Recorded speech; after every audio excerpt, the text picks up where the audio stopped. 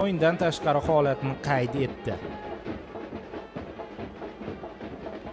Bir ochkolik tafovut yuzaga keladi va buni bilgan holda sherlar maydonga chiqib kelishmoqda. Ular ajoyib kayfiyatda ekan. Paxtakor endi Surxon sinovidan o'tishni maqsad qilgan. O'z navbatida Surxon har qanaqa holatda bo'lmasin Paxtakorga so'nggi yillarda yaxshigina raqobat taqdim etyapti.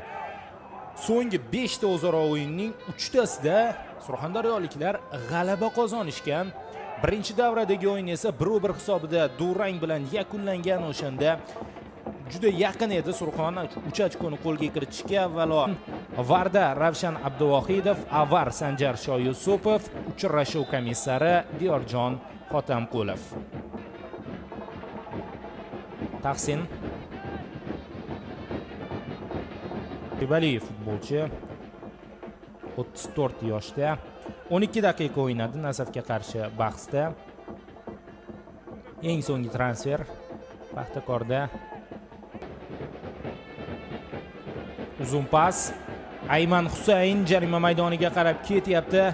Hozir qanotga yo'nalish oldi. Ayman yaxshi uzatma bo'ldi. Bashar Rezan to'pni to'xtatib oldi. Variantlarni qidiryapti. Alijonov jarima maydonida pas va biroz yeta olmayapti bu yerda. Ayman Husayn. Yaxshi kombinatsiya. O'zi boshlagan hujumni o'zi yakunlashi mumkin edi. 29-raqamdagi 30 yoshli hujumchi biroz yeta olmay qoldi. To'pni o'yinga kiritib berdi. Juda tez olib qo'yapti Paxtakor vakillari to'pni. Husayn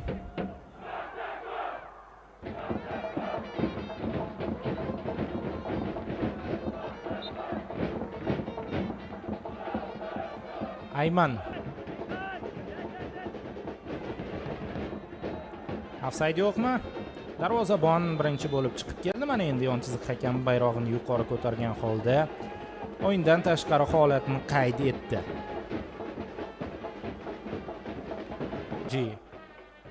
Birinchi bo'lib to'pni qabul qildi. Alijonov, Ayman Husayn. Endi olis masofadan zarbalar deyarli yo'q.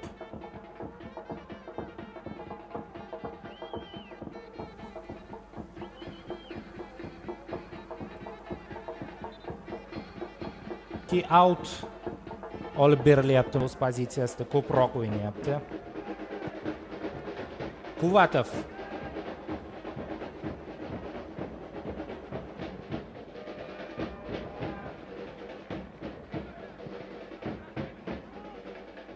Ayman endi davom etadi. Uzoq vaqt sarflanmadi. Hozir Ayman to'pni to'xtatib qola olmayapti. Paxtakorda maqtanarli sermahsullikka ega emas. Bozorov. Akmal Mazgavoy zo'r uzatmani amalga oshirib berdi. Ayman Husaynning ustunliklaridan biri bu ikkinchi qavat. Jahon chempionatida ham bu borada yaxshi ekanligini ko'rsatdi. Ammo hozircha Aymanga bu qoyil. Alijonov chiroyli tarzda to'xtatdi.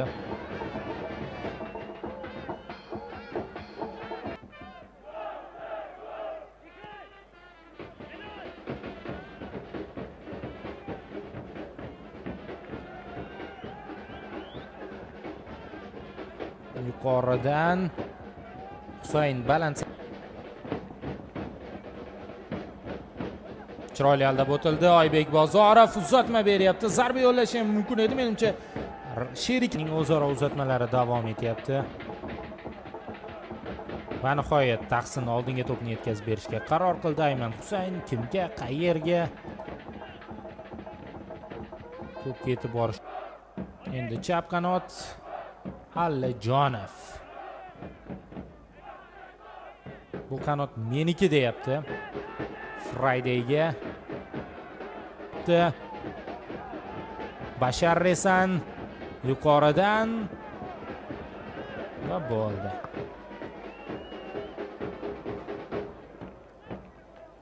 Birinchi taymning Murtazo Puraliganji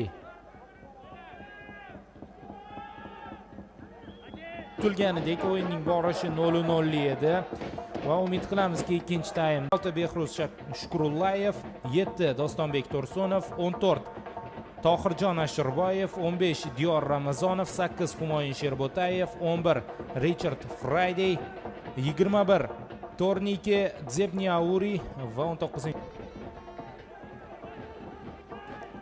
birinchi taym Purali Ganji va Ayman Husaynda biroz o'yin chiqmadi.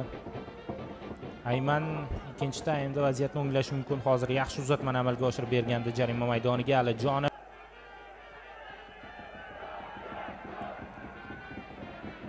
Tursunov muhim payt yoki mana endi Flammarion uning pozitsiyasiga yaqin.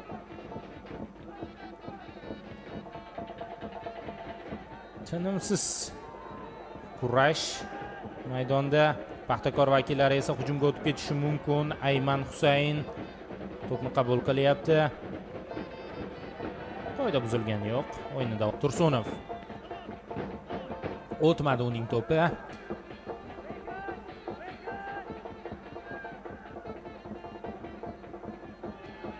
Ayman Husayn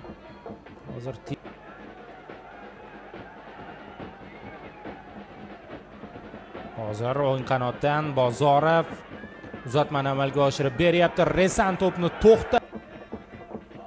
Oybek Bozorov